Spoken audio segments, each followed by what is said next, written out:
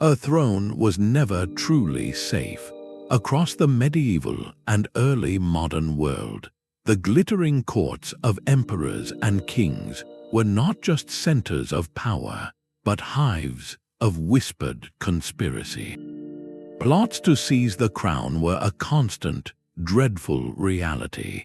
Yet for every successful coup that rewrote history books, there were others that died in darkness, strangled before they could draw breath. These were the victories of shadow armies, networks of informants who moved silently through palace corridors and distant provinces. Today, we uncover the stories of 20 such covert networks, the hidden guardians of empires. You will learn the precise methods, the unexpected key figures, and the profound historical impacts of operations that stopped imperial coups before they began. How did a sultan's mother learn of a rebellion from her kitchen staff? What secret did a merchant's ledger hold that doomed a coalition of lords? The unseen battles of information and trust often decided the fate of nations more than any open war. When you think of the absolute power of a monarch, how much of it was truly built on fear, and how much on a web of loyal whispers? Within the echoing marble halls of Constantinople, the most trusted guardians of imperial power were often the least seen.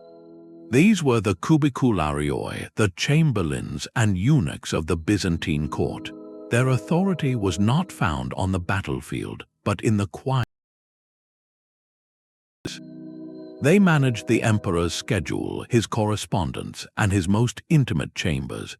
This placed them at the very heart of the empire's pulse, privy to conversations held in hushed tones and secrets shared behind closed doors. For an emperor, this network was an early warning system woven into the fabric of daily life.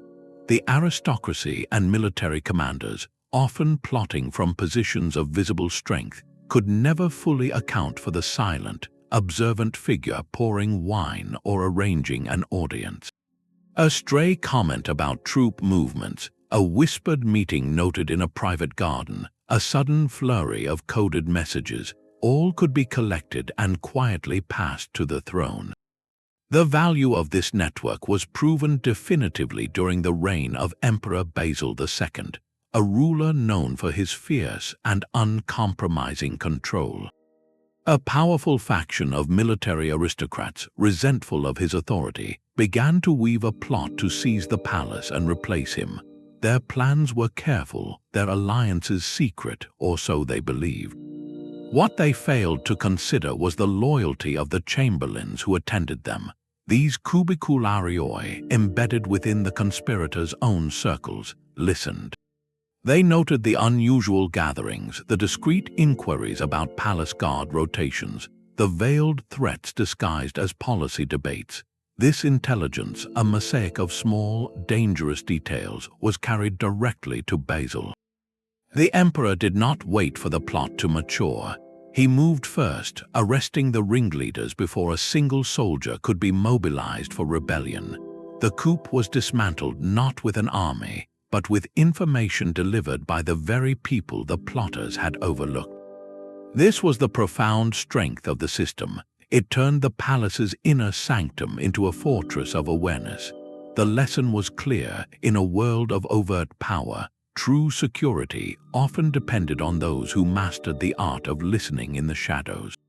But the need for such silent sentinels stretched far beyond palace walls, into the vast and restless territories of empire. While Byzantine emperors relied on their chamberlains, the rulers of the Abbasid Caliphate faced a different challenge. Their domain was immense, stretching from North Africa to Central Asia, and power in these distant provinces could easily grow unchecked. The solution was a system of remarkable ingenuity, one that connected the empire not just for communication, but for control. It was called the Barid. On the surface, it was a marvel of administrative efficiency, a postal network of relay stations with fast horses and dedicated couriers, carrying official decrees and reports across thousands of miles. Yet this very infrastructure served a second, more clandestine purpose. The Barid was the eyes and ears of the Caliph in Baghdad, an imperial intelligence network disguised as a mail service. Its agents, often operating under the simple cover of postal officials, were tasked with monitoring the powerful provincial governors and military commanders who ruled far from the capital's direct oversight. They observed troop morale, listened to local gossip in market squares, and noted any unusual stockpiling of supplies or fortifications. Their regular reports traveled along those same swift routes, providing the Caliph with a constant, confidential stream of information from the edges of his realm. This system proved decisive in thwarting a major crisis. In the wealthy and strategically critical province of Khorasan, a governor began to nurture ambitions of his own. He cultivated loyalty among his local troops, diverted revenues, and quietly reached out to neighboring chieftains, weaving the threads of a potential separatist revolt. To the court in Baghdad, he sent reassuring messages of loyalty and stability, but the Barid agents embedded within his province saw a different reality. Their reports told of mustering soldiers not on the official rolls, of secretive meetings held after dark, of weapons being moved under the guise of trade goods. These fragments of evidence, pieced together in the capital, painted a clear and alarming picture of a rebellion in its planning stages.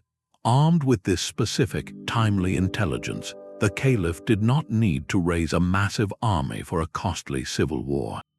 Instead, he acted with surgical precision. A swift, trusted emissary was dispatched along the Barid routes with sealed orders.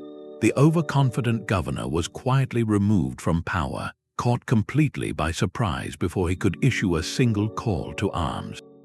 His loyal troops were peacefully disbanded or reassigned under new command. A revolt that could have shattered the Eastern Caliphate was dissolved through information, because the empire had built a nervous system that could feel a tremor of disloyalty long before it became an earthquake. The true power of the Barid was not in the speed of its horses, but in the silence of its watchfulness.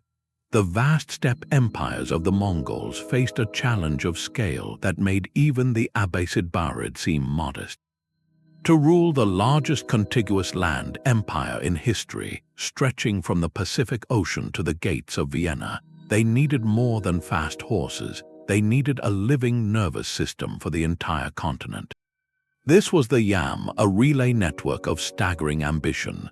At stations spaced a day's ride apart, fresh horses, supplies, and riders waited in permanent readiness, allowing messages to traverse thousands of miles in weeks instead of months. While its primary function was logistical, ferrying official decrees and administrative reports, the YAM's secondary role was perhaps its true genius. Every station master and trusted rider served as an observer for the Great Khan. As officials, merchants, and military commanders moved along these routes, they talked. They complained about taxes, boasted of local support, or speculated about alliances. The YAM personnel embedded in these remote outposts listened. They noted the mood of local populations, the comings and goings of armed retinues, and any unusual activity among the subordinate princes or khans who governed in the khan's name. Their regular reports flowed back along the very same routes, providing the central court with a constant, granular picture of loyalty and unrest across a dozen cultures and climates. This system proved its worth in the restive Caucasus region. Here, several local princes, nominally loyal to the Mongol court, began to sense an opportunity. Through marriage pacts and secret meetings, they wove a fragile alliance, a coalition meant to collectively withhold tribute and raise a regional army. They believed their mountains provided secrecy and their distance from Karakorum granted them time. They were mistaken. The YAM station masters in their territories observed the unusual frequency of messengers between these princes, the stockpiling of grain beyond normal needs, and the discreet mustering of clan warriors. These observations, written on scrolls and carried by swift riders from station to station, eventually reached the desk of the Great Khan. The intelligence was clear: a conspiracy was solidifying in the highlands. Instead of mobilizing a costly and slow-moving invasion force, the Khan issued a simple command through the Yam. Each of the conspiring princes received a summons, an order to present themselves at court to discuss the administration of their lands. Isolated from each other and unable to coordinate a response under the watchful eyes of the Yam riders who delivered the messages, each prince faced a terrible choice. Defying the summons was an immediate admission of guilt. Most chose to comply, hoping to bluff their way through. Upon arrival, confronted with the detailed Yam reports of their own activities, their rebellion collapsed before a single arrow was fired. They were detained, their lands reassigned to more loyal families. The Yam had not just carried a message, it had carried the eyes of the empire, turning every roadside station into a sentry post and every rider into a guardian of the peace. The greatest coups were stopped not where the plotters met, but at the lonely way stations along the road to power. While empires built networks to watch their own provinces, the merchant Republic of Venice perfected the art of watching everyone else. Its survival depended not on vast armies, but on superior information flowing from every corner of the Mediterranean. To achieve this, Venice pioneered a revolutionary institution, the permanent resident ambassador. These were not mere ceremonial envoys sent for a single negotiation, but highly trained observers planted for years in foreign courts. Their primary duty was to write, and they wrote constantly, sending home a stream of encrypted documents known as the despochi. These reports were masterpieces of detail, covering everything from a ruler's health and court gossip to troop deployments, economic data, and the subtle shifts in political alliances. For the Venetian Senate, these dispatches were a living map of the world's dangers and opportunities, read aloud in secret sessions to guide the Republic's every move. The system's true value, however, was in its ability to uncover threats aimed not just at Venice itself, but at the delicate web of alliances that secured its trade routes. This was vividly demonstrated in the volatile Balkans in the late 15th century. Venice maintained a careful alliance with a local ruler, a crucial buffer against the expanding power of the Ottoman Empire. Unbeknownst to this ally, a faction within his own court, hungry for power and secretly funded by Ottoman agents, was plotting his overthrow. The conspiracy was woven in shadows, promising to deliver the strategic region into Ottoman hands and sever a key Venetian supply line. In the distant capital of Constantinople, however, the Venetian ambassador was listening. His network of informants, a mix of paid contacts, sympathetic diplomats, and observant merchants, began to pick up whispers. They noted the unusual frequency of visits from certain Balkan nobles to the Ottoman court, the discreet transfer of funds, and the specific inquiries about the fortifications guarding the ruler's capital. These fragments were not dramatic, but to the trained eye of the ambassador, they formed a pattern. He compiled his findings into a detailed, coded dispatch, which then began its urgent journey across the sea by fast galley to the Doge's palace. When the cipher was broken and the report read before the Senate, the danger became chillingly clear. Venice faced a choice: mobilize its fleet for a costly and provocative war, or use the information with precision. They chose the latter. A swift, confidential warning was sent to their Balkan ally, detailing the names of the conspirators and the source of their support. Simultaneously, Venetian commanders in the region were ordered to discreetly reinforce key ports and garrisons. The ally, forewarned, moved against the plotters within his own halls, dismantling the network before it could strike. The Ottoman-backed coup collapsed without a single Venetian soldier ever facing an enemy army on the field. The victory belonged entirely to the quiet man in Constantinople, who understood that the most dangerous battles were often reported long before they were fought, and that a few lines of coded ink could be more decisive than 1,000 swords. A different kind of watchtower rose from the heart of Beijing's Forbidden City, one built not of stone but of silence and suspicion. The Ming Dynasty's Eastern Depot was an institution that cast a long shadow, a secret police force directly controlled by the emperor's most trusted eunuchs. Founded by the Yongle Emperor, its official mandate was noble: to root out corruption and sedition within the sprawling imperial bureaucracy and military.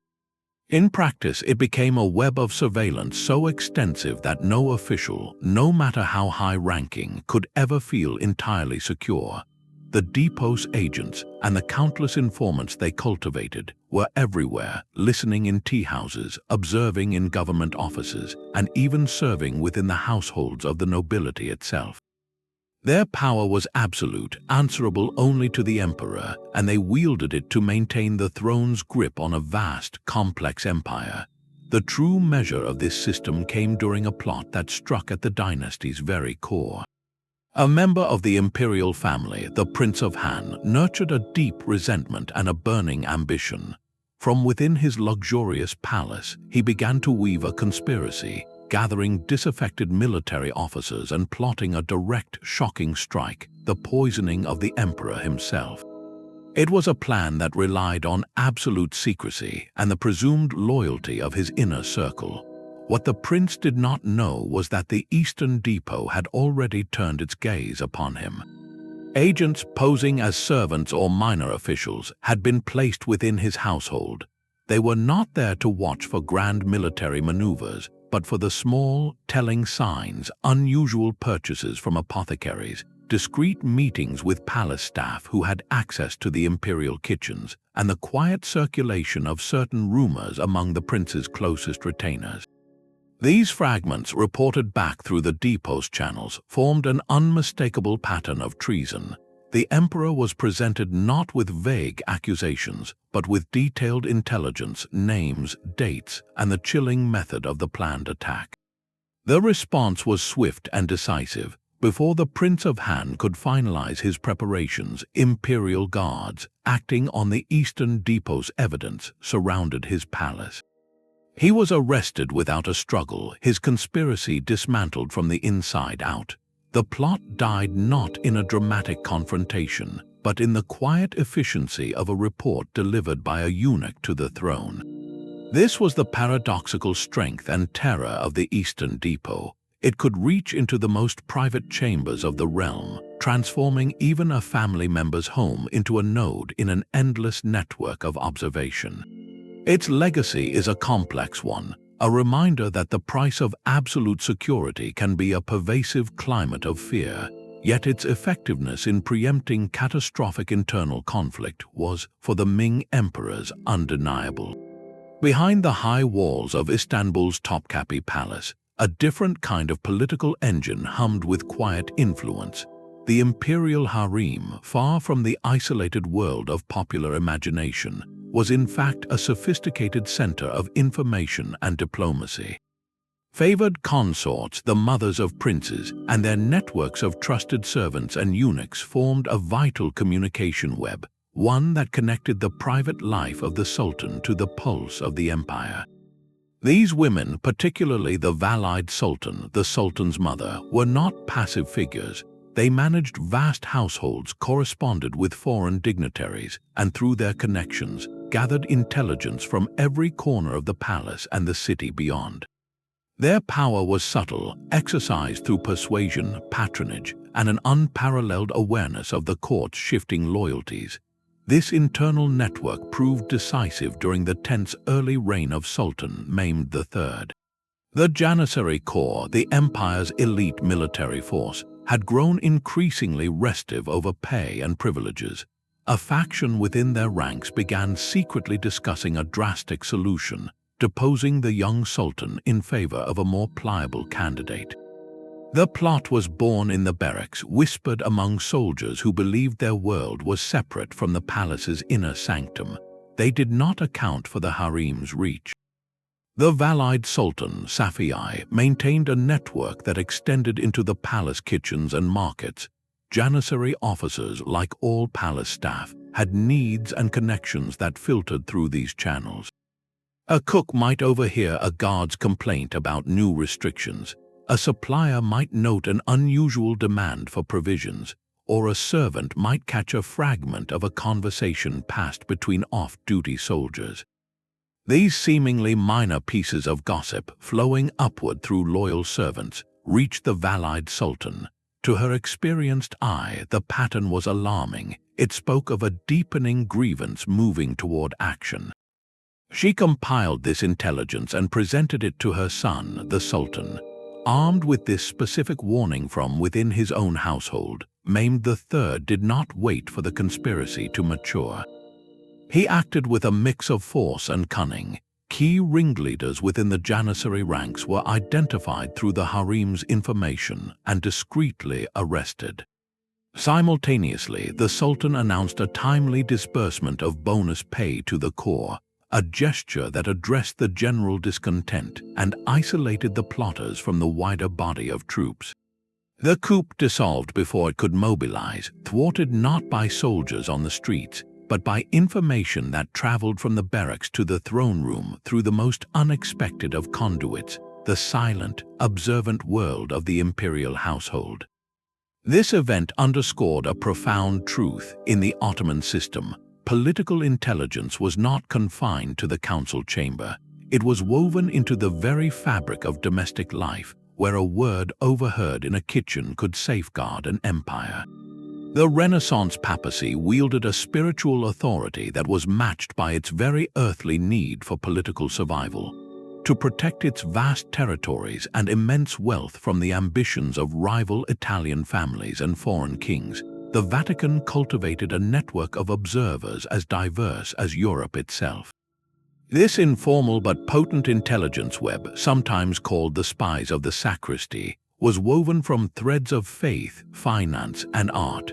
Its agents were not professional spies in the modern sense, but rather cardinals on diplomatic missions, merchant bankers moving vast sums across borders, and even artists and scholars whose travels provided the perfect cover for observation. These individuals, moving freely through courts and cities, formed a decentralized but highly effective early warning system for the Pope. Their reports, often sent via coded letters or trusted couriers, provided a constant stream of information on the shifting alliances and hidden ambitions that threatened the Papal States. The system faced its ultimate test under the warrior Pope Julius II, a man determined to reclaim and solidify papal authority. His frequent absences from Rome on military campaigns left the city vulnerable, a fact his enemies were eager to exploit. The powerful Colonna family, longtime rivals of the Pope, saw an opportunity. They began secretly mustering mercenary forces and coordinating with other disaffected nobles, plotting to seize Rome in a lightning strike while Julius was away battling in the north. The conspiracy was a direct threat to the very temporal power of the papacy, yet the plot did not remain secret for long. A cardinal serving as the papal legate in France, embedded within the court of King Louis XII, began to hear disturbing whispers. Through his contacts among French nobility and Italian exiles, he learned of discreet negotiations, of funds being funneled to the Colonna, and of the planned timing for the uprising. This was not battlefield intelligence, but the delicate political kind that could unravel an empire from within. The cardinal compiled his findings into an urgent, encrypted dispatch and sent it racing to the Pope's camp.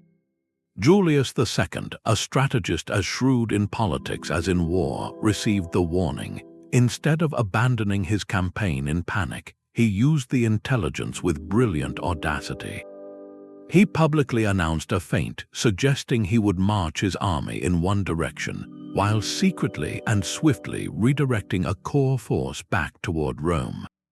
Simultaneously, he used the specific names provided by the cardinal to issue arrests and seize Colonna assets.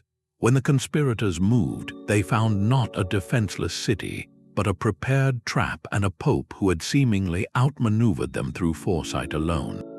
The coup collapsed without a major battle. thwarted by information that had traveled from a French courtier's careless word to a cardinal's attentive ear, and finally to the Pope's decisive hand. It was a victory secured not by Swiss guards at the gates, but by a network that turned every traveling cleric and every international ledger into a potential sentinel for the Holy See. A sealed letter was never truly private in the court of Louis XI of France. This shrewd monarch, known as the universal spider for the webs he wove, understood that the greatest threats often traveled on parchment. To counter them, he institutionalized a practice that would become a dark legend, the Cabinet Noir, or Black Chamber. This was not a room of shadows in the metaphorical sense, but a literal, secret office within the postal system, staffed by expert codebreakers, forgers, and linguists. Their singular duty was to intercept, open, and decipher the private correspondence of the king's most powerful vassals, the great dukes and nobles whose loyalty was always conditional. Under the royal seal of authority, every courier could be stopped, every wax seal carefully softened and reattached, every line of coded gossip or political intrigue laid bare for the king's eyes alone. It was a silent, systematic violation of trust that became the monarchy's most potent weapon. The Cabinet Noir's value was proven during a period of deep unrest among the old feudal aristocracy. Several dukes, resentful of the king's centralizing power and new taxes, began a dangerous dance of conspiracy. They communicated in what they believed was perfect secrecy, using personal messengers and simple ciphers to coordinate what would become a widespread, coordinated uprising aimed at restoring their ancient privileges. Letters flowed between their castles discussing troop levies, the seizure of royal tax collectors, and even potential alliances with foreign powers. Each of these letters, however, had to traverse the kingdom's roads, and the king's postal agents were waiting. One by one, the missives were diverted to the Black Chamber. There, the codebreakers went to work, not just reading the words, but mapping the entire network of disloyalty. They identified the ringleaders, the hesitant participants, the proposed dates for mobilization, and the specific grievances fueling the plot. Louis XI now held a complete diagram of the rebellion in his hands, a gift of perfect intelligence. He did not summon armies to meet the dukes in the field. Instead, he orchestrated a masterstroke of political theater, an event later chroniclers would compare to a Journée des Dupes, a day of the dupes. He summoned all the conspiring nobles to a grand council at the royal castle, ostensibly to discuss the very taxes they opposed. Confident their plans were unknown, they arrived. The meeting began with normal courtesies until the king, with cold precision, began to speak. He quoted verbatim from their own private letters, revealing their secret alliances, their coded phrases, even their private insults toward the crown. The room fell into a stunned, terrified silence. Before any duke could reach for a sword, the doors opened to reveal the king's guards. The ringleaders were arrested on the spot, their retinues disarmed without a fight. The coordinated uprising died in that chamber, strangled by the very words its plotters had written. The Cabinet Noir had turned their private correspondence into a confession, proving that in the Game of Thrones, the one who controls the letters controls the narrative of loyalty itself. While the Black Chamber of France listened for whispers on paper, Spain built a network that listened for whispers in the soul. The Consejo de la Suprema, the governing body of the Spanish Inquisition, is remembered for its role in enforcing religious orthodoxy. Yet its true power in the eyes of the crown often lay in a different domain entirely. The Inquisition operated as a parallel state, a shadow government with its own courts, its own police, and its own army of informants known as familiars. These were not just clergy but ordinary citizens from all walks of life, sworn to secrecy and granted special privileges. Their official duty was to report heresy, but their reports could contain anything from a neighbor's suspicious prayers to a nobleman's private political opinions. This gave the crown an unparalleled intelligence apparatus. one that could bypass the traditional authority of local grandees and peer into the most private corners of the realm. The system was designed to inspire a quiet, pervasive caution, a knowledge that any conversation could be heard by the wrong ears. This formidable network faced its greatest political test in the Kingdom of Aragon. The Aragonese nobility, fiercely proud of their ancient regional rights and laws, grew deeply resentful of the centralizing policies emanating from Madrid. A faction of powerful lords began to explore a dangerous path, secretly negotiating with agents of the French king. Their goal was not just protest, but full independence, to be secured with French military support in exchange for territorial concessions. It was a plot that threatened to tear the Spanish Empire apart at its seams. The conspirators were careful, communicating through trusted couriers and holding meetings in remote castles. What they could not account for was the Inquisition's web. The familiars embedded in Aragon were everywhere, in market towns, in legal offices, and even serving in the households of the plotting nobles themselves.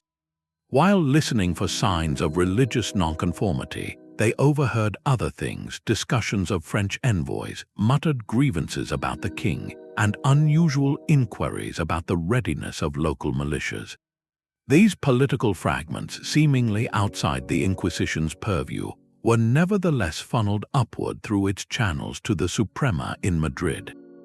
Pieced together, they formed a damning picture of treason. The crown now possessed detailed intelligence, not from its own military governors who might be sympathetic to the nobles, but from a separate, unassailable source. With this evidence in hand, the king's ministers acted with shocking speed and precision. Using the Inquisition's own authority, they ordered the arrest of the ringleaders on charges of sedition and conspiracy with a foreign power. The warrants were executed by Inquisition guards, bypassing local Aragonese authorities entirely. The conspirators were seized before they could rally their forces or coordinate with the awaiting French army.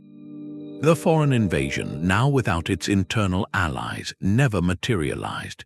A civil war that could have consumed Spain was averted, not by the royal army on the battlefield, but by the quiet reports of informants who turned the sacred duty of watching over faith into a formidable instrument of political control. The Inquisition's legacy is a dark and complex one, but this episode reveals a chilling strategic truth. Sometimes the most effective way to guard a throne is to make every subject a potential guardian, and every private doubt a matter of state security. The sprawling frontier of the Polish-Lithuanian Commonwealth was a world of its own, a vast and often lawless expanse where royal authority grew thin. Here, security depended not on grand armies, but on the eyes and ears of those who knew the land best, the Hajduks. These were not ordinary soldiers, but a unique class of frontier scouts and mercenary infantry, often recruited from the very borderlands they patrolled. Their official duty was to guard against Tatar raids and secure the wild eastern territories of Ukraine, but their knowledge made them invaluable for another purpose. They served as the Commonwealth's early warning system, a network of observers who could detect a different kind of storm brewing, not from the steppe, but from within the ranks of the Commonwealth's own powerful nobility, the magnates. These lords wielded near-kingly power on their vast estates, and their loyalty was a constant, delicate question for the crown in distant Warsaw. The Hajduks, moving freely across this landscape, became the king's distant sentinels, reporting on everything from bandit activity to the unusual movement of a magnate's private troops. Their greatest service, however, would come from deciphering a political tremor. In the rich lands of Ukraine, one particularly ambitious magnate began to chafe under the Commonwealth's laws. Dreaming of a crown for himself, he entered into a secret and treasonous correspondence with the Tsardom of Russia. The plot was intricate, promising Russian military support for a coup in Warsaw in exchange for the magnate's Ukrainian lands being transferred to Moscow's control. Messages were sent with trusted riders through backcountry trails, and meetings were held in remote hunting lodges, all far from the prying eyes of the royal court. Yet they were not beyond the notice of the Hajduk bands who operated in those same forests and villages. These scouts noticed the strange pattern, the repeated sightings of unfamiliar envoys traveling toward the magnate's fortress, the discreet mustering of his personal guard under the pretext of a hunting expedition, and the nervous whispers among local traders about impending great change. These fragments of observation, seemingly unrelated to border security, were compiled into reports and sent west along the military chain of command. In Warsaw, the king and his advisors pieced the Hajduk intelligence together with other scattered rumors. The picture that emerged was one of high treason, threatening not just a change of ruler, but the dismemberment of the Commonwealth itself. Armed with this specific, ground-level evidence, the king chose a move of legal and political brilliance. He did not declare war or march an army, which might have sparked the very rebellion he sought to prevent. Instead, he issued a royal summons commanding the magnate to appear before the Sejm, the parliament, in Warsaw to discuss matters of state defense. The summons was delivered not by a lone herald, but by a strong detachment of the royal guard, a clear signal that refusal was not an option. Caught off guard and isolated from his co-conspirators and promised Russian support, the magnate had no choice but to comply. Upon his arrival in the capital, he was confronted with the Hajduk's detailed reports and placed under arrest. His conspiracy, which depended on secrecy and surprise, evaporated without a single shot being fired on the frontier. The Hajduks, often seen as rough soldiers of the border, had proven that the most dangerous threats to a kingdom could be unmasked not in the council chamber, but in the quiet observations of those who walk its outermost edges. A new dynasty born from the chaos of civil war could never truly rest.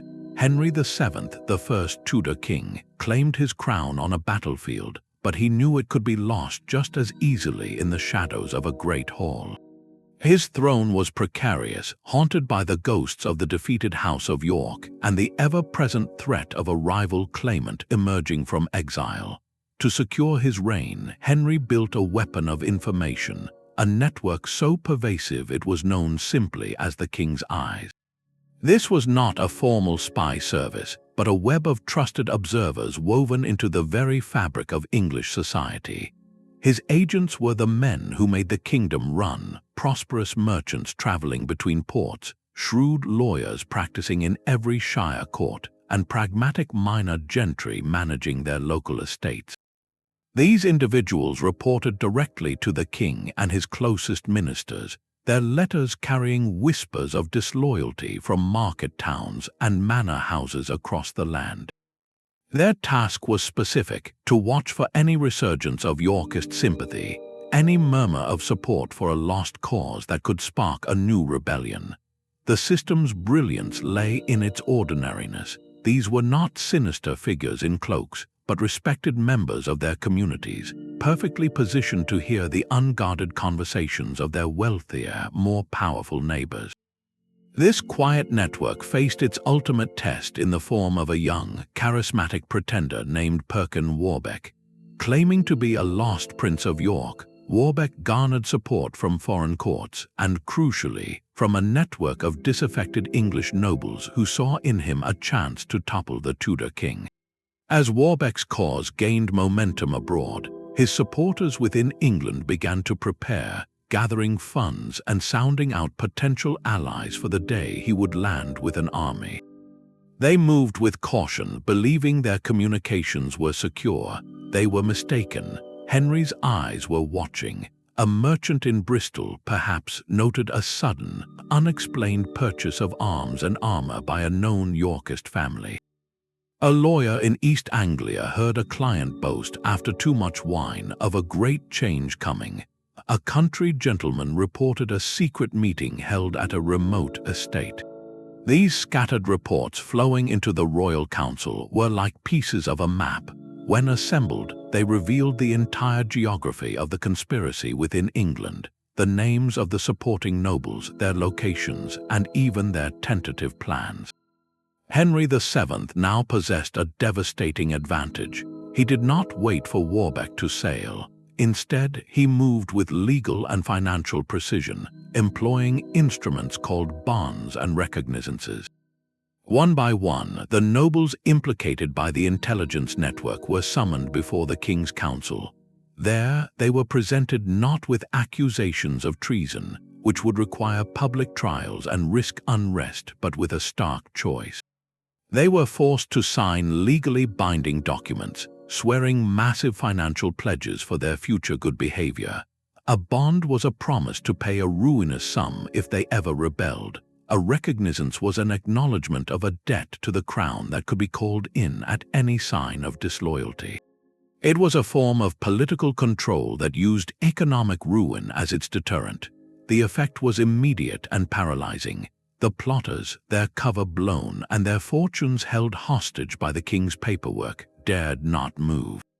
When Perkin Warbeck finally did land in England, he found no uprising waiting to join him, no network of powerful lords ready to rally to his banner.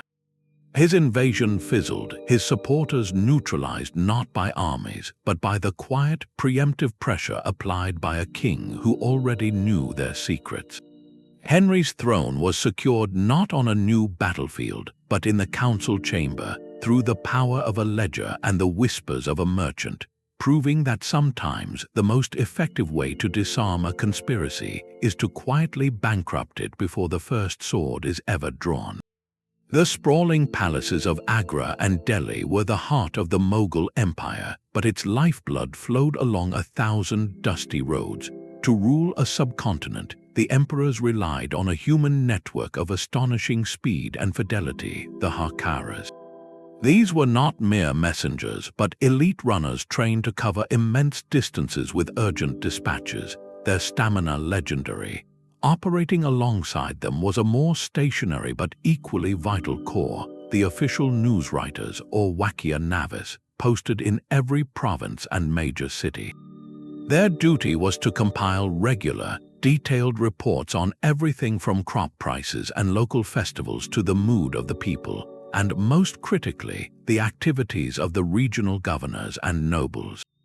This river of written information, flowing constantly to the capital, gave the Mughal emperor a near-omniscient view of his realm. The system's genius was its official transparency.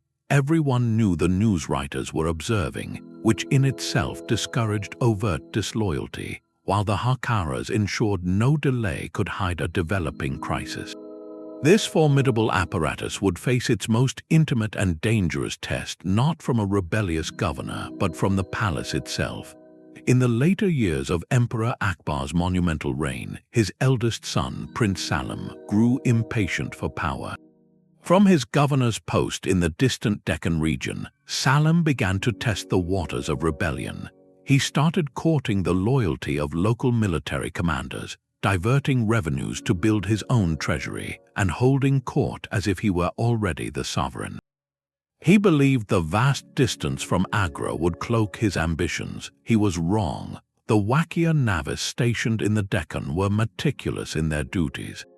Their reports to Akbar began to note subtle shifts, the prince's unusual generosity in granting land to certain officers, his failure to forward tax revenues with the usual explanations, and the increasingly regal tone of his pronouncements.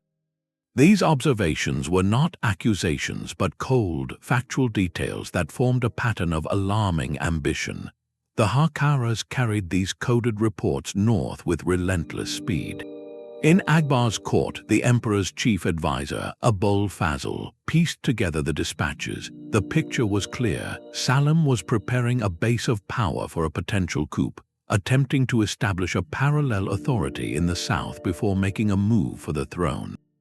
Akbar, one of history's most astute political minds, now faced a threat from his own blood. He chose not to confront his son with military force, which could spark a civil war and shatter the empire's hard-won stability. Instead, he wielded the intelligence with surgical political precision. Using the information from the newswriters, Akbar identified the key officers and officials who had thrown their support behind Salim. One by one, these men received royal orders, reassigning them to posts far from the Deccan, scattering the prince's nascent coalition across the breadth of India. Simultaneously, Akbar issued a gracious but firm summons, calling Salam to return to the imperial court to participate in important matters of state. Isolated from his gathered supporters and stripped of his key allies by his father's administrative maneuvers, Salam had no viable path to rebellion. He was left with no choice but to obey the summons and return to Agra, where he was received not as a traitor, but as a chastened prince kept under the watchful eye of the court. The coup was dismantled through paperwork and postings, a victory secured by the quiet, observant men who wrote the daily news. The Harkaras and their reports had turned the empire's administrative machinery into its greatest defense, proving that sometimes the most effective way to stop a prince from claiming a throne is to ensure the emperor reads about his plans before the crown ever touches his head. Gustav Vasa's crown rested on a foundation of constant vigilance. Having led Sweden to independence from Denmark and broken the Kalmar Union, his new kingdom faced a perilous reality. The very aristocratic families who helped him seize power now viewed his strong central rule as a threat to their ancient privileges.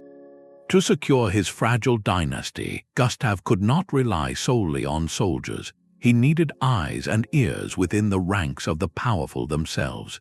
His solution was to cultivate a discreet informant network among the Standspersoner, the representatives of the four estates, the nobility, clergy, burghers, and peasants. By quietly fostering loyalty within the clergy, and most crucially the wealthy merchant burgher class in the cities, Gustav built a political early warning system. The burghers of Stockholm, in particular, had much to gain from a stable, independent Sweden under a strong king. Their trade flourished without Danish interference. They became his natural allies in the shadows. This network would soon prove its worth. A faction of high nobles, nostalgic for the old union and resentful of Gustav's taxes and land reforms, began to conspire. They held secret gatherings in Stockholm's grand townhouses, speaking in hushed tones of restoring a Danish prince to the Swedish throne, a move that would return their lost privileges. They believed their discussions, held behind thick stone walls, were secure. They did not account for the merchants. Gustav's loyal burghers moved in the same social circles, supplying the nobles with luxury goods, lending them money, and attending the same civic functions. In drawing rooms and on the docks, they heard things, complaints about the king's policies, whispers of strange messengers arriving from Copenhagen, and the unusual frequency of meetings among certain titled lords. These fragments of information, dutifully passed to the king's agents, formed a map of treason. Gustav Vasa, a master of political timing, now possessed a complete list of the conspirators and their aims. He chose his moment with brilliant, theatrical precision. He summoned the Riksdag, the assembly of the estates, to a session ostensibly called to discuss the very tax policies the nobles opposed. Confident and unsuspecting, the plotting lords arrived in the capital, believing they were entering a debate, not a trap. As the session opened, the king allowed the discussions to begin. Then, at a prearranged signal, the doors of the hall were secured by the king's loyal guards. Gustav rose and, before the stunned assembly, revealed the conspiracy in detail, naming names and describing meetings. Using the pretext of maintaining order for the tax debate, his guards moved through the chamber, arresting the ringleaders on the spot. The coup was dismantled in full view of the nation's governing body, its architects taken not in battle, but in the midst of parliamentary procedure. The message was unmistakable. The king's reach extended into the heart of the nobility's own world. Gustav's preemptive strike, guided by the whispers of burghers and clergy, crushed the aristocratic resistance without a drop of blood spilled in rebellion, securing the Vasa dynasty by proving that in his Sweden, even the highest-born conspirator was never truly among friends. The armored might of a medieval duke was only as strong as the loyalty of the lands behind it. For Charles the Bold of Burgundy, a ruler whose ambitions stretched across the fractured map of France and the Low Countries, this was a constant, gnawing concern. His power was a patchwork of cities and fiefdoms, each with its own ancient rights and potential sympathies for his great rival, the King of France. To guard against betrayal from within, Charles refined a tool of war into an instrument of internal security, his famed light cavalry, the chevauchés. While these fast-moving horsemen were devastating in raids, their true value to the Duke lay in their role as his distant eyes, sent not just against enemies, but on routine patrols through his own territories. They were trained observers. Their mission was twofold: to watch the borderlands for French incursions, and just as importantly, to listen to the mood of his own people. These riders would frequent roadside taverns and market squares, their uniforms making them a visible symbol of ducal authority, yet their presence ordinary enough to let conversations flow. They noted which local lords were hosting unusual numbers of retainers. They listened to the grumbling of merchants about taxes or the hopeful toasts made to a certain king in Paris. All of this mundane intelligence was carried back to the Duke's court, where it was pieced together into a living map of loyalty. This system of equestrian surveillance uncovered a conspiracy that struck at the heart of Burgundian strength. The Lord of Ravenstein, a powerful vassal whose lands guarded a critical approach to key cities, had grown disillusioned with Charles's relentless wars. Secretly, he entered into communication with agents of the French king, promising a treachery of classic simplicity. When the French army approached, he would order the gates of his fortified city opened, allowing the enemy to pour into the Burgundian heartland. It was a plan that relied on secrecy and timing, a bolt from the blue that could collapse Charles's entire front. But the chevauchés riders patrolling the region began to sense a disquiet. They reported a curious lack of preparation in Ravenstein's lands for the coming campaign season, and more tellingly, whispers among the Lord's own garrison troops about not having to fight much longer. The tavern talk spoke of a coming change that would bring peace. These fragments, seemingly minor, formed a pattern of passive readiness for an enemy's arrival, rather than active defense against it. Alerted by this ground-level intelligence, Charles the Bold moved with decisive cunning. He did not accuse Ravenstein publicly, which might have prompted him to trigger his plan early. Instead, the Duke issued a summons for a strategic war council at a nearby Burgundian fortress, a perfectly reasonable request given the looming conflict. When Ravenstein arrived, confident his betrayal was still hidden, he was met not by fellow commanders, but by the Duke's personal guard. Confronted with the specific details gathered by the cavalry observers, the Lord was seized and imprisoned on the spot. With the traitor neutralized, Charles immediately diverted engineers and troops to Ravenstein's city, not to besiege it, but to secure it, reinforcing the very gates that were to have been opened and installing a commander of unwavering loyalty. The French invasion, when it came, found that critical gateway shut and heavily defended, its inside man silent in a ducal dungeon. A betrayal that could have unraveled an empire was thwarted because the Duke's scouts understood that the most dangerous movements are sometimes not of armies, but of the human heart, and that such shifts could be overheard in the simple, unguarded talk of a soldier at an inn. The loyalty of a slave soldier was a paradox that defined an empire. In the Mamluk Sultanate of Egypt and Syria, power rested entirely in the hands of a military elite who were legally purchased slaves. These men, bought as boys from the Eurasian steppes, were raised as Muslims and trained as the ultimate warriors. Upon their manumission, they became the Sultan's only true nobility, a self-perpetuating caste where a former slave could rise to rule the entire realm. This system created a unique and volatile political landscape, where every senior commander or emir was surrounded by his own corps of younger Mamluks, his personal Jolban. These were not just bodyguards, but his clients, his spies, and his eyes within the intricate web of rival military households. Internal surveillance wasn't a secret police function. It was woven into the very structure of power, as each faction used its own loyal Mamluks to watch the others.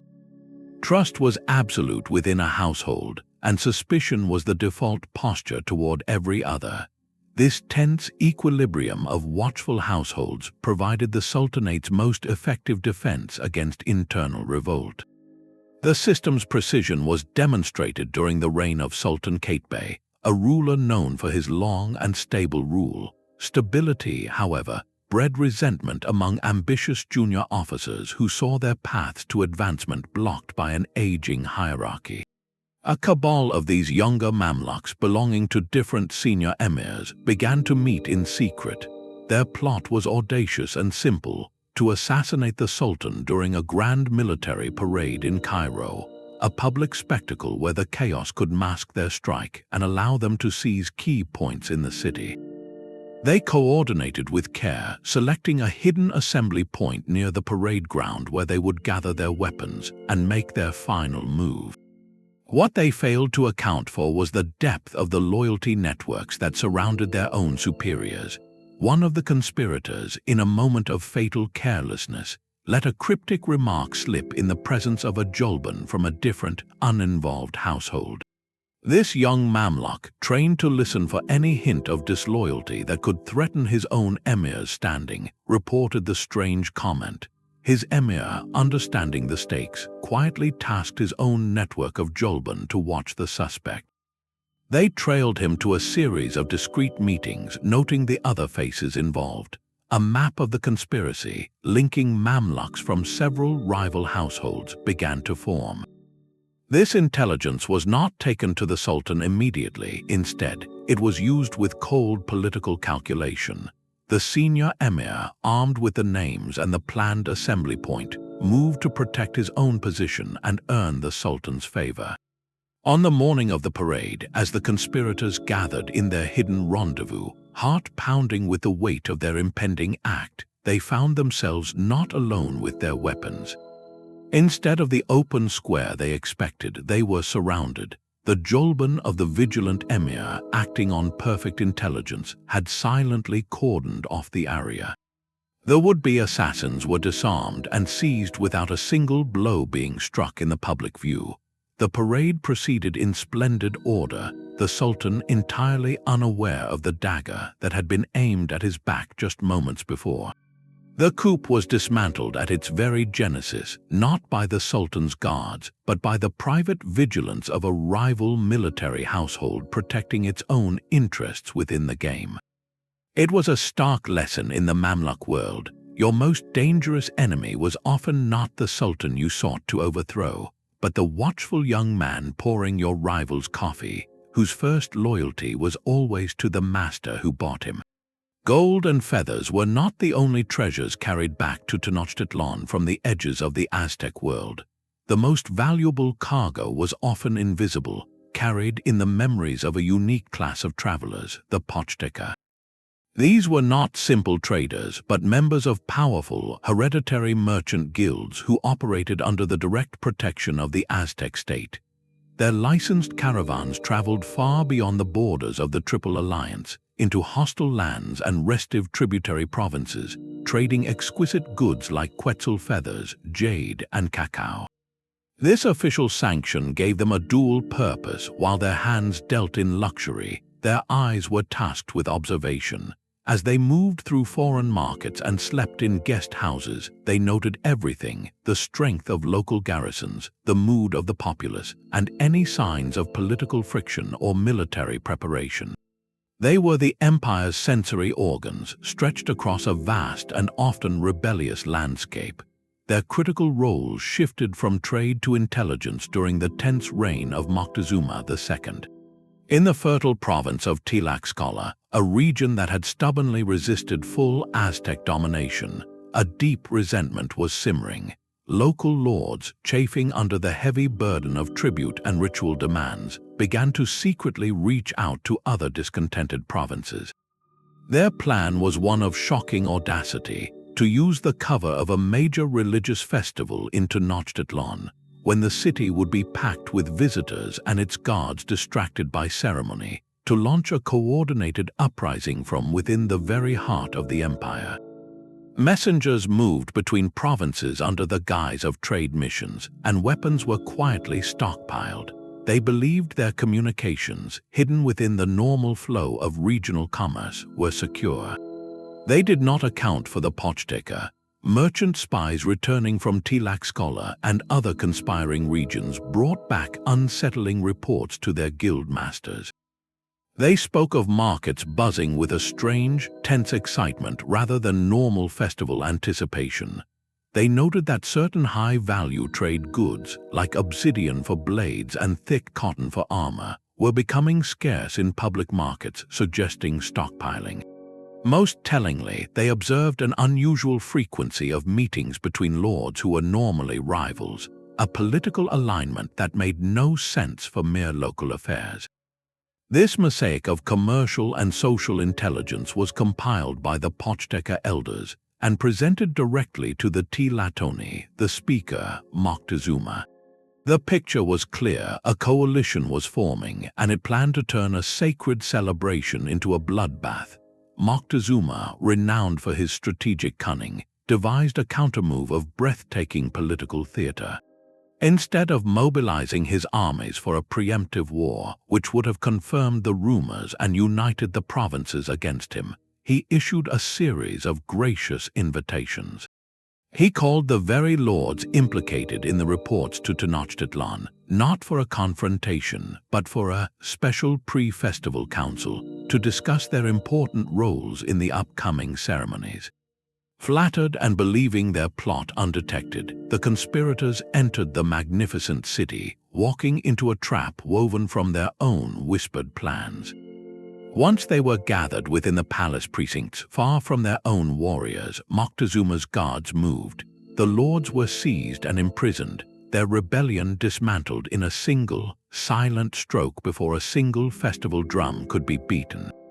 The Pochteka had provided the ultimate strategic advantage. They turned the empire's trade routes into conduits of truth, proving that sometimes the most reliable warning of a coming storm is not the gathering of soldiers, but the sudden, suspicious scarcity of obsidian in a distant market.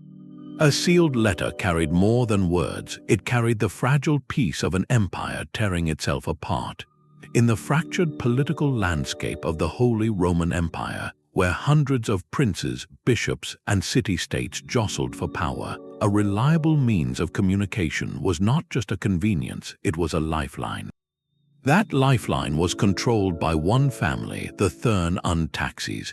Granted an imperial monopoly by the Habsburg emperors, they built the Reichspost, a revolutionary private postal network that connected the empire's scattered territories with unprecedented speed and reliability. But for the emperors in Vienna, this service offered a value far beyond delivering letters. It offered a window into the souls of their most dangerous rivals. The Thurn Untaxis postmasters, stationed in every major imperial city, were not mere clerks. They were the Habsburgs' embedded observers, quietly noting which Protestant princes were writing to each other, how often, and through which channels. In an age where alliances were forged in ink and sealed with wax, controlling the flow of mail meant having a map of every potential conspiracy. This network would prove decisive for Emperor Charles V, a ruler struggling to hold his vast, religiously divided domains together. A powerful league of Protestant princes united in the Schmalkaldic League had grown increasingly defiant, challenging the emperor's authority on matters of faith and politics. From within this league, a radical faction began plotting a more aggressive move, a prince's conspiracy aimed not just at defense, but at a preemptive military strike to cripple imperial power before Charles could muster his forces from Spain and Italy. Messages flew between their courts discussing troop levies, foreign support, and the optimal moment to strike. Every one of these letters passed through the hands of a Thurn Untaxis postmaster.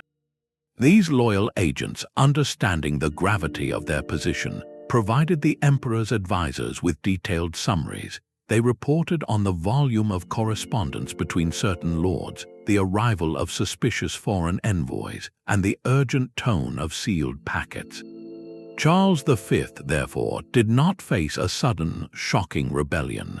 Instead, he watched it coalesce in real time through the dispatches of his postmasters. Armed with this precise intelligence, he chose a path of diplomatic mastery over immediate war. He knew the conspiracy's strength, but also its weaknesses, which princes were fully committed and which were hesitant. Using this knowledge, Charles embarked on a brilliant campaign of political division. He sent carefully tailored messages to the more moderate League members, offering assurances, promising negotiations on specific grievances, and subtly implying he knew more than he let on.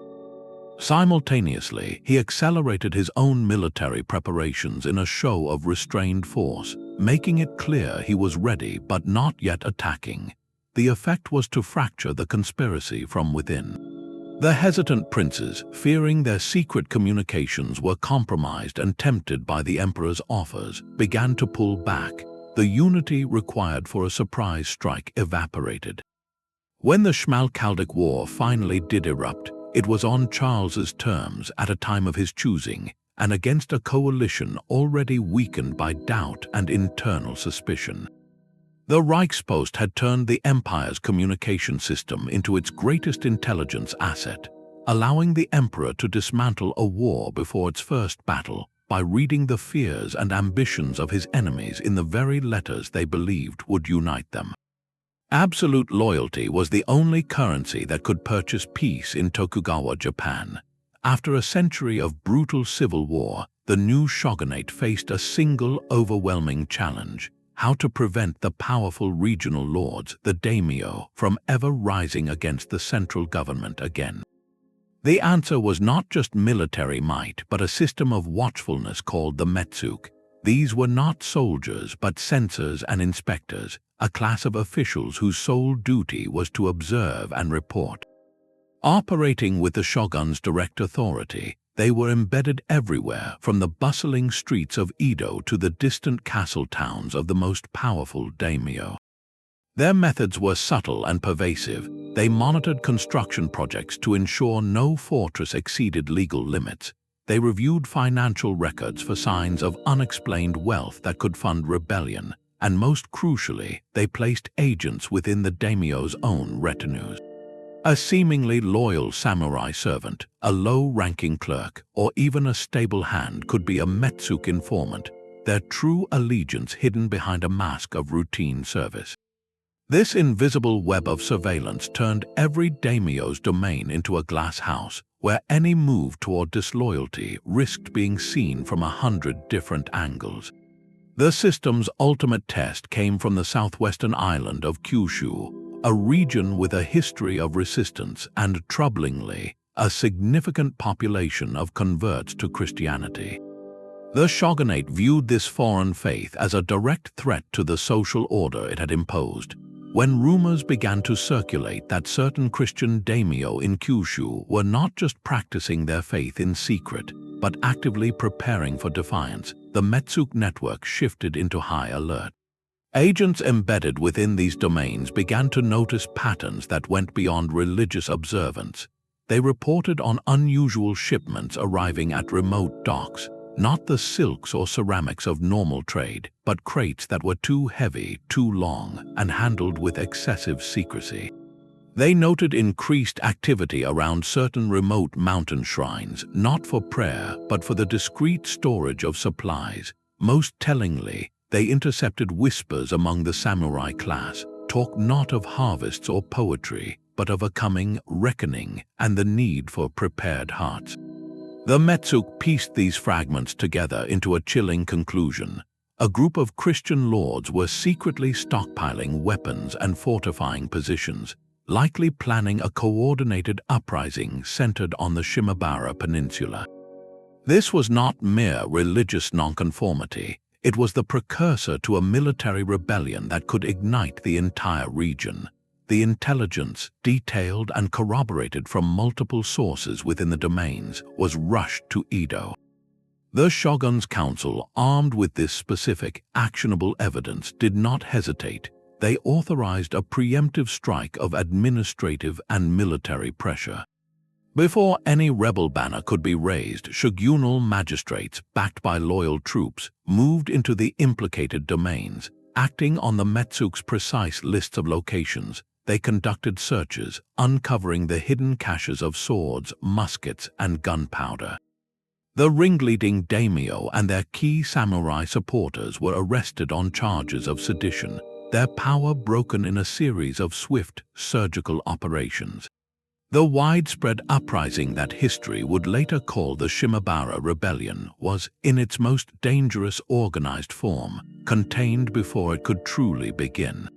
The Metsuk had turned the shogun's suspicion into a shield, proving that in a system built on control, the most powerful weapon was often the unblinking gaze of a trusted clerk who was not what he seemed.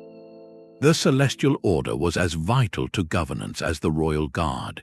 In the Khmer Empire, where divine kingship was the very foundation of power, the court astrologers and spiritual gurus held immense quiet influence. These were not mere fortune-tellers, but scholars of cosmic patterns and trusted confidants to the highest nobility. Their role was to interpret the will of the gods through the movement of planets, the behavior of sacred animals, and the signs found in dreams. This placed them in a unique position. They listened to the hopes and fears of powerful lords during private consultations, all while watching the heavens for portents that could affect the entire kingdom. Their network was one of spiritual insight, but it functioned with a strikingly practical purpose, providing the king with a form of intelligence no spy could gather. They sensed the political climate through the language of omens and the unguarded words spoken in search of divine favor. This subtle system was put to the test during the reign of a powerful king, as he prepared for a critical royal ceremony, a public affirmation of his divine right to rule. His younger brother, entrusted with a high military command, saw a different opportunity in the gathering crowds and ritual distractions. He began quietly sounding out loyalties among the palace guard and certain provincial governors, weaving a plan to strike during the ceremony itself, when all attention would be fixed on the king's sacred duties. The conspiracy took shape in secret meetings, but it could not hide from the cosmos or from the gurus who read its messages. As the ceremony's date approached, the court astrologers began to report a troubling series of inauspicious signs. Their celestial charts showed dangerous alignments, and unusual animal behavior was observed in the temple precincts, all pointing toward a grave threat of betrayal arising from within the royal family itself. These reports in themselves were a warning, but the gurus, through their privileged conversations, added crucial context. In seeking guidance for the upcoming events, certain nobles close to the king's brother asked unusually pointed questions about the outcomes of political upheaval, or made offerings for new beginnings in a way that felt discordant with the ceremony's purpose of affirming the current reign. The spiritual advisors, piecing together the ominous readings with these nervous inquiries, understood the danger was not abstract. They presented their compiled findings to the king, framing it not as an accusation, but as a divine warning, a consensus from the heavens and the trusted voices of the court that a shadow lay over the coming ritual. The king, a believer in this cosmic order, heeded the warning. With the ceremony just days away, he acted with a solution that balanced royal authority with spiritual necessity. He did not order a bloody purge. Instead, he summoned his brother and, confronting him with the inauspicious omens that specifically warned of familial strife, declared that the brother's presence was a destabilizing force threatening the kingdom's harmony. Using the astrologer's reports as his unimpeachable justification, The king ordered his brother's immediate exile to a remote monastic temple far from the capital, effectively removing him from the political landscape under the guise of religious atonement. The guards loyal to the brother, deprived of their leader and faced with the king's divinely sanctioned decree, had no cause to mobilize.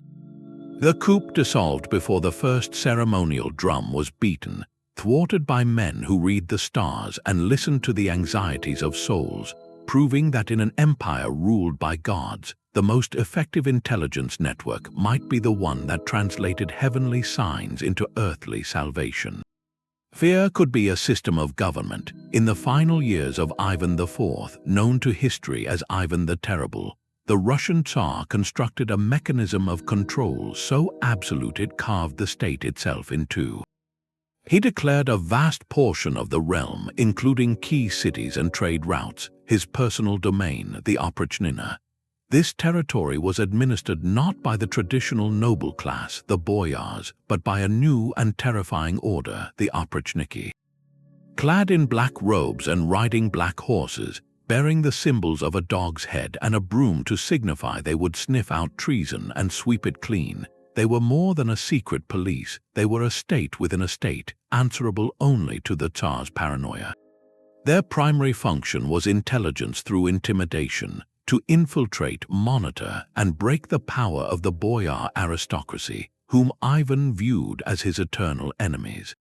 Oprichniki agents, often drawn from minor nobility or foreign mercenaries with no local ties, were embedded within the households of great lords. They served as guards, stewards, or even guests, their true mission to listen for any whisper of dissent, any nostalgic sigh for the old ways, any potential conspiracy real or meticulously imagined. The network did not wait for plots to form. It often manufactured the evidence of their existence, creating a perpetual atmosphere of dread where accusation was synonymous with guilt. This chilling apparatus reached its peak with the uncovering of the Staritsky plot. Vladimir of Staritsky, the Tsar's own cousin and a prince with a legitimate claim to the throne, was a constant source of anxiety for Ivan. The prince maintained his own court, commanded respect among some boyars, and represented a latent alternative to the Tsar's increasingly violent rule. The Oprichniki network, ever vigilant for such a focal point of potential opposition, began to weave a case against him. Through coerced testimonies, intercepted messages given sinister interpretations, and the whispers of agents placed among the prince's servants, a narrative took shape. Vladimir was accused of planning to assassinate the Tsar and his family by poison, a scheme that played directly into Ivan's deepest fears. The intelligence, a fabric of suspicion and hearsay compiled by the Oprichniki, was presented to the Tsar as an imminent, catastrophic threat. Ivan's response was swift and merciless. He did not order a public trial, which might have allowed the prince a defense or rallied his supporters. Instead, he summoned Vladimir to the Kremlin under a pretext of reconciliation.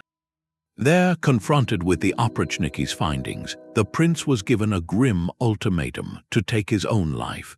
Forced into a corner by the terrifying certainty of a far worse fate for himself and his entire family, Vladimir complied, drinking from a poisoned cup. His death was not the end, but the beginning of a wider purge. The Oprichniki, armed with lists derived from their investigation, moved against the prince's extended family, advisors, and any boyar suspected of sympathy. They were executed or exiled, their lands absorbed into the Oprichnina. The alleged coup was dismantled with brutal efficiency before a single poison vial could be procured, before a single conspirator could meet. The Staritsky plot, whether a genuine danger or a phantom born of paranoia, demonstrated the ultimate logic of such a terror network. Its purpose was not merely to stop rebellions, but to eliminate the very possibility of them by erasing anyone who could even be imagined as a rival. In the shadow of the Oprichniki, the most effective conspiracy was the one the state invented and punished itself, leaving a kingdom silent under a blanket of fear. Across 20 empires and 5 centuries, a pattern emerges from the shadows.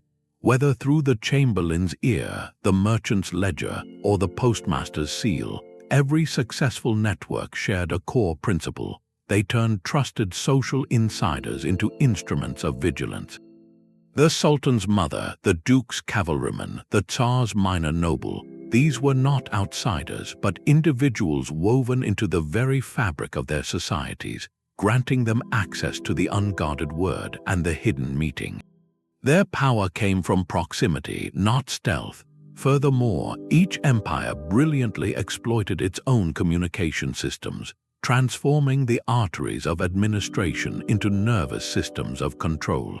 The postal route, the trade caravan, the royal messenger service, none were mere utilities. They were surveillance highways. Information about grain shipments or festival plans could, in the right hands, reveal the blueprint of a treasonous plot.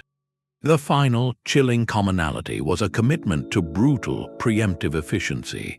The goal was never a fair trial after the fact, but a swift, decisive strike before the conspiracy could breathe, using exile, arrest, or financial ruin to neutralize threats without the destabilizing spectacle of open war.